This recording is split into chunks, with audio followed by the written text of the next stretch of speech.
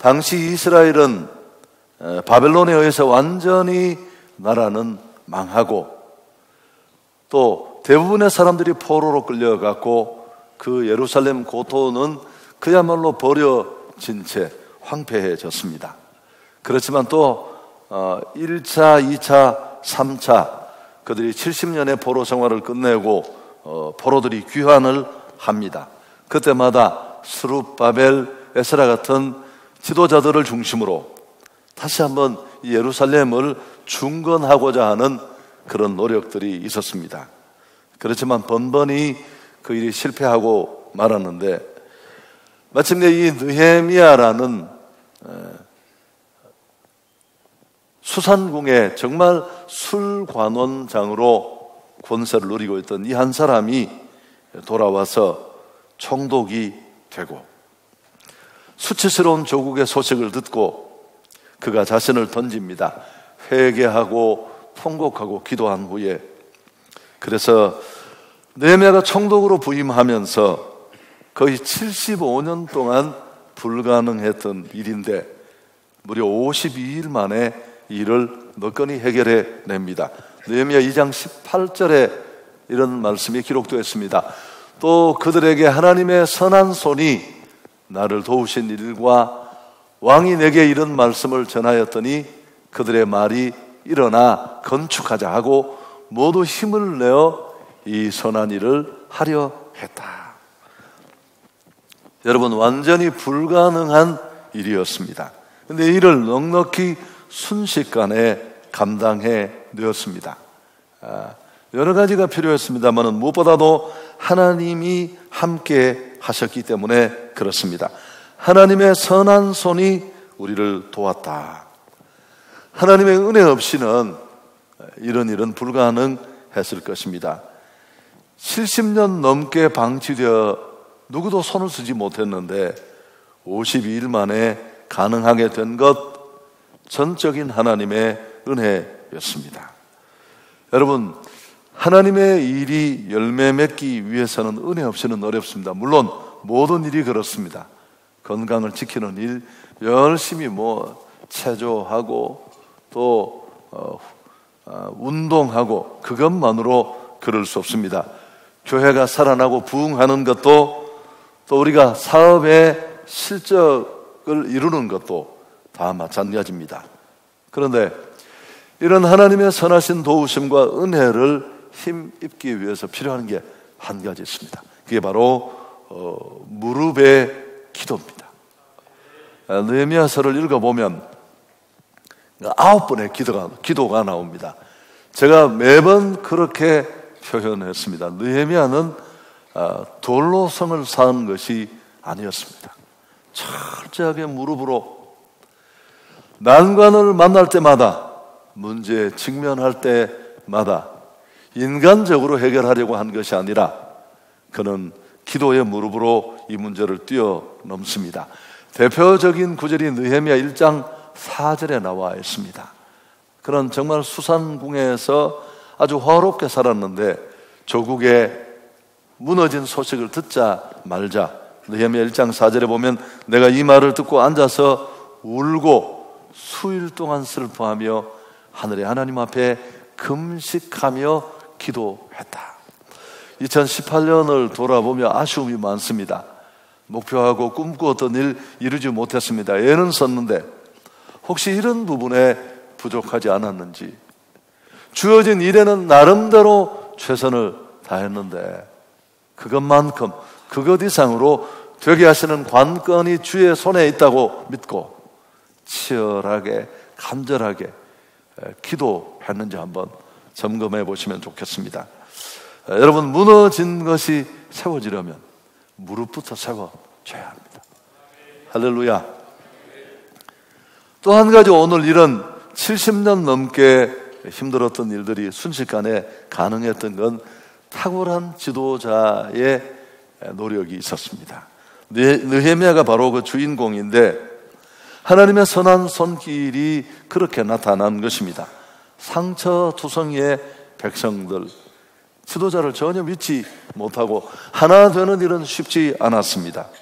그렇지만 그들이 기적의 사람들로 바뀌어진 것은 탁월한 지도자 느헤미야 때문입니다. 길게 말할 시간이 없습니다만은 하나님은 항상 먼저 지도자들을 준비시키시고 투입시킵니다. 그건 성경의 원리이기도 한데요. 여러분, 이런 변화를 만드는 또 한 가지, 오늘 정말 제가 중심에서 말씀드리려고 하는 것은 한 사람도 빠짐없이 예루살렘의 모든 거민들이 힘을 내어 하나님의 역사에 동참했습니다. 생계가 어려웠습니다. 토지 이런 거 다 없어졌잖아요. 고토에서 돌아와서 빈 땅에, 황무지가 된 땅에 생계를 유지하는 것도 쉽지 않았는데, 이런 국가적인 일에 노동력을 빼앗긴다는 것 쉬운 일이 아닌데 모두가 참여했습니다. 기적은 우리가 손 놓고 꿈꾼다고 하늘만 모아서 이루어질 수 없습니다. 어떤 일도 일어나지 않습니다. 기적은 하나님의 은혜도 있어야 하지만 또 흩어지고 나누어진 공동체를 이끌어가는 강력한 리더십도 필요합니다. 그러나 그것만으로도 불가능해요. 또 한 가지, 모든 구성원들이 함께 마음을 합해서 헌신하고 또 자신을 던질 때 이런 역사는 가능합니다. 기적은 상식이 되고 하나님의 영광이 나타날 줄 믿습니다. 이 느헤미야 3장을 읽어보면 수없이 많은 사람들의 이름이 등장합니다. 여러분, 여기 나와 있는 이 이름은 바로 지도자 느헤미야와 함께 자신을 던져 헌신했던, 기적을 만든 주인공들의 이름입니다. 예루살렘 성벽이 느헤미야의 지도력 아래 순식간에 이루어질 수 있었던 중요한 원인이기도 합니다. 여러분, 이들의 이름을 세상은 아무도 관심을 가지지 않습니다. 우리도 성경을 금방 읽고 지나가면 이 느헤미야 3장은 그저 따분하고 지루하고 상투적인 표현으로 여기고 넘어갈 수 있습니다. 2500년 전에 이들의 이름을 기록한 역사는 성경 외에는 없고요. 심지어 강해 설교자로 유명한 찰스 스윈도울도 제가 책을 참고하려고 읽어보니까 느헤미야 3장을 뛰어넘어갔어요. 아마 어쩌면 그는 느헤미야서 전체를 이해하는데 여러 명의 이름이 등장하는 이런 장은 별 의미가 없다고 여겼을지도 모릅니다. 그러나 성경은 그렇지 않습니다. 철저하게 기록하고 있습니다. 여러분, 이유가 뭘까요? 한번 읽어보시면 너무 장황하고 세세하게 성경은 소개하고 있습니다. 오늘 하나님의 말씀이 이런 구조를 통해 우리에게 주는 교훈이 있습니다. 성벽 재건이 어느 한 사람에 의해서 이루어진 게 아니라는 것입니다. 수많은 사람들, 여기 적힌 사람들보다 더 수많은 사람들, 그들이 다 빠짐없이 참석해서 수많은 이들의 아름다운 동력으로 이루어졌다는 것을 밝히고 싶었던 거죠. 3장을 살펴보면 75명 이상의 이름이 나옵니다.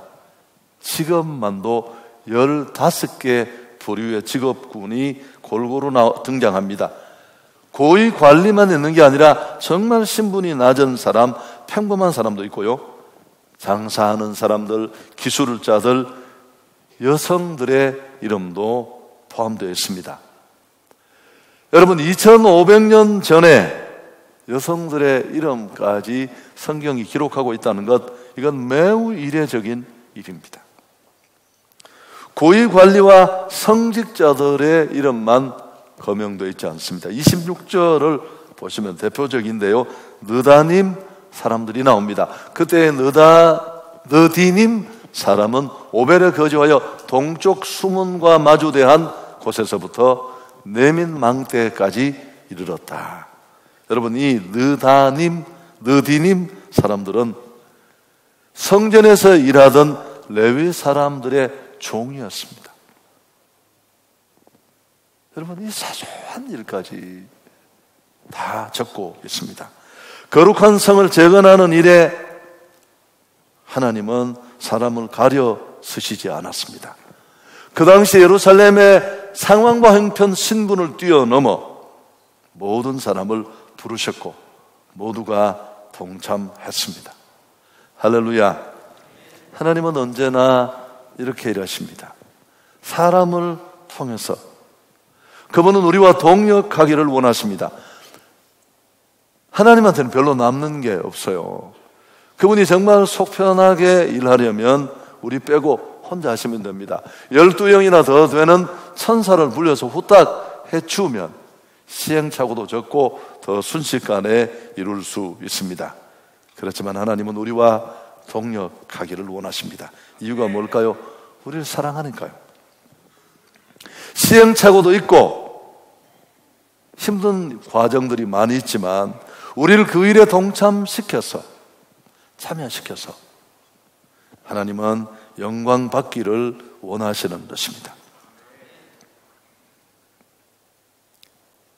오늘 우리가 배워야 할 이 느헤미야서 3장에 나타나 있는 아름다운 동역의 원리, 짧게 나누고 기도하려고 합니다. 첫 번째, 우리가 정말 아름다운 교회 공동체로서 동역할 수 있는 첫 번째 원리는 은사와 여건을 따라 일을 분담해야 한다라는 것입니다. 어떻게 해야 된다고요? 은사와 형편을 따라. 여러분, 아무리 탁월한 자도 혼자서는 할 수 없습니다. 느헤미야라도 그렇습니다. 늘 예를 들었습니다마는 4,000명이 출석하는 교회 담임 목사가 40명이라도 찬송도 내가 인도하고 다 자기가 하고, 여러분, 그건 될 수도 없고 또 있을 수도 없는 일입니다. 반드시 그때는 동역 또 팀 사역이 필요할 수밖에 없습니다. 그런데 이런 동역과 함께함의 사역에서 꼭 고려되어야 할 것이 있습니다. 은사와 형편입니다. 여러분, 느헤미야는 이걸 이미 그때 잘 알고 있었습니다. 다양한 직업군들의 사람들이 나온다고 앞에서 말씀드렸습니다. 1절부터 32절까지 수없이 많은 이름이 나오고 지루한데 읽다가 기절할 수도 있습니다. 왜 이렇게 이름이 많이 나와? 창세기의 족보와 느헤미야의 이 본문은 성경 통독을 멈추는 아주 중요한 함정들 중에 하나입니다. 여러분, 성벽 재건 공사는 10개의 성문과 45개의 구간으로 섹터를 다 나누어서 분담했습니다. 막대던 게 아니에요.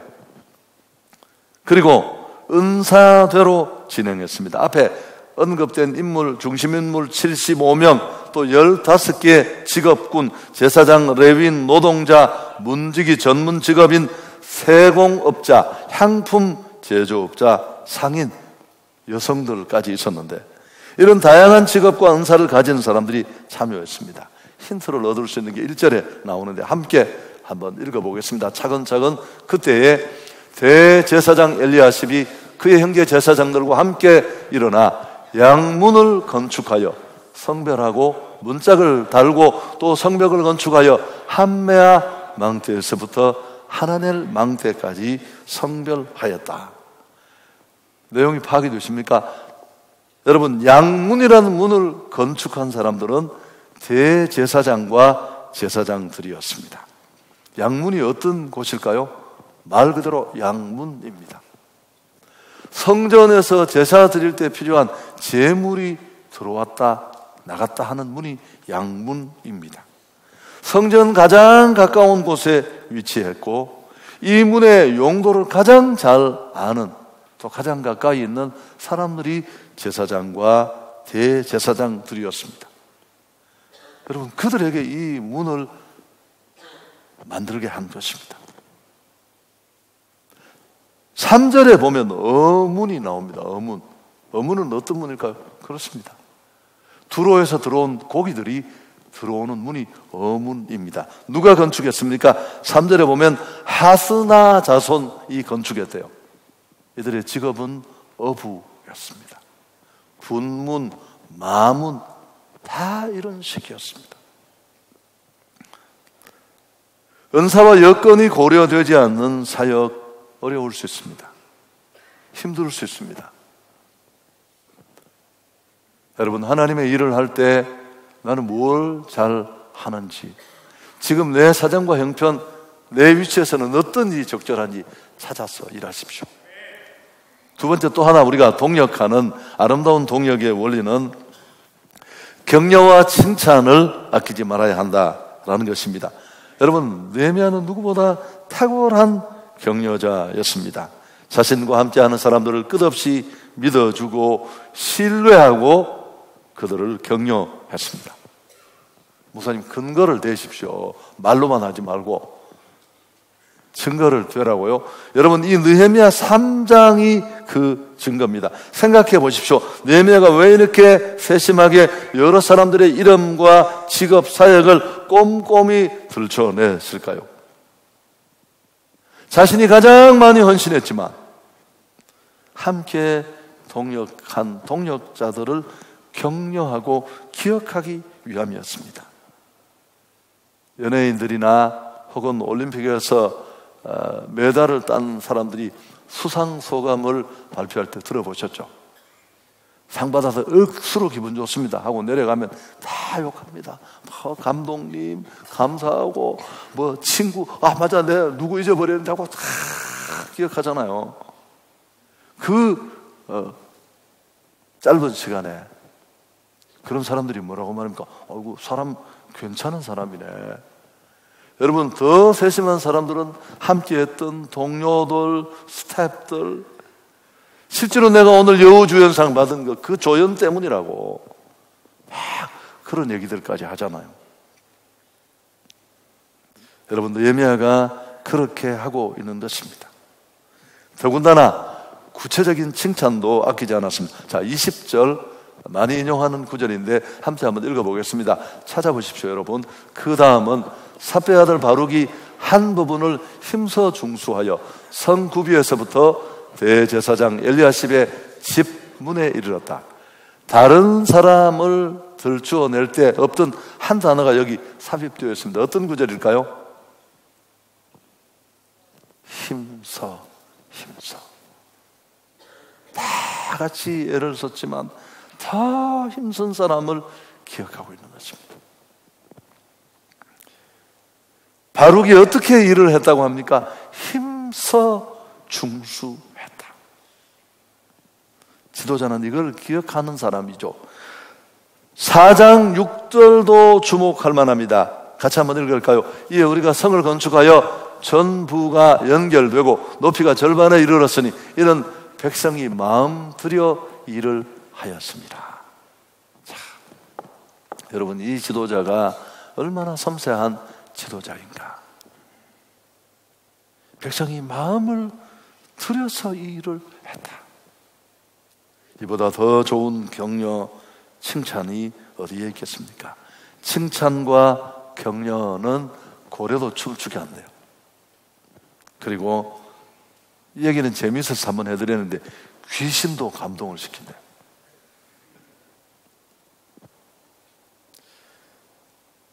제가 전에 얘기했잖아요. 어떤 시골 교회에, 과거에는 시골 교회는 어린이들도 저녁 예배를 드렸어요. 근데 수요 예배, 어린이 예배 자꾸 숫자가 줄어서 담임 목사님이 어느 날 이 사실을 우연히 알게 돼서 담당 전도사님을 불러서 혼을 냈습니다. 왜 애들이 자꾸 주느냐고, 늘어도 시원찮을 판에.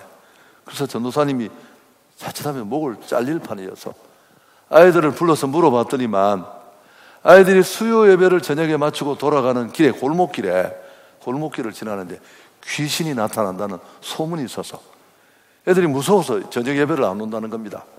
전도사님이 생계가 걸린 문제라 어쩔 수 없이 특강을 했습니다. 특강의 내용은 아주 진부하고 고전적입니다. 귀신 그거 별것 아니다, 겁내지 마라. 혹시 나타나면 찬송 부르면 귀신 도망간다. 이제 어느 비가 부슬부슬 오는 수요일 저녁 예배를 마치고 꼬마 하나가 그 귀신 나온다는 골목을 가다가 정말 귀신이 나타났습니다. 얼마나 놀랐겠습니까? 그런데 교육의 힘은 언제나 대단합니다. 그때 전도사님 특강이 생각났습니다. 찬송하면 귀신은 물러간다. 응급결에 튀어나온 찬송이 축복송이었습니다. 귀신을 향해 축복하기를 당신은 사랑받기 위해 태어난 사람. 귀신이 축복성을 탁 듣고 감동을 받아서 답사를 했습니다. 뭐라고 했을까요? 감사해요. 깨닫지 못했었는데. 이렇게 재미있는 얘기를 듣고 이것밖에 못 웃습니까? 칭찬해야 되는데 저는 참 문제가 많습니다. 여러분, 격려와 칭찬을 아끼지 않기를 바랍니다. 히브리서 10장 24절 25절 뭐 인용하지도 않겠습니다.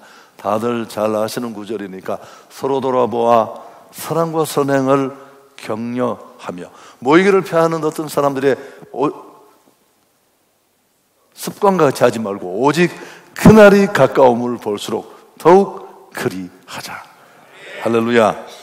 여러분, 이런 일들이 많이 있었으면 좋겠습니다. 뭐 따지고 시비 걸고 주보에 옷 하나 찾고 그런 분들은 알바자리로 출판사를 가시기를 바랍니다. 교회에서 그런 거 하지 마십시오. 세 번째, 또 하나 아름다운 동력을 이루는 키가 있는데 리더들, 앞선 사람들의 헌신과 희생이 필요합니다. 여러분, 지도자들의 헌신이 없는 공동체가 무언가를 이룬 적을 본 적이 있습니까?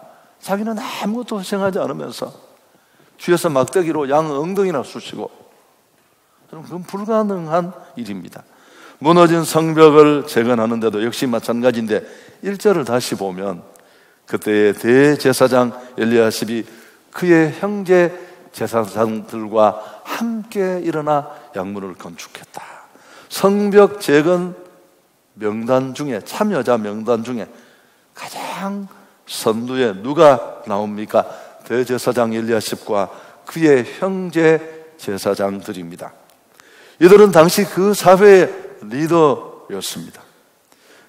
그들이 가장 먼저 이 일에 자신들을 던지고 동참했습니다. 12절에도 보면 그 다음은 예루살렘 지방 절반을 다스리는 할로헤스의 아들 살룸과 그의 딸들이 중수했다. 책임 있는 관리는 딸들까지 동원을 했습니다.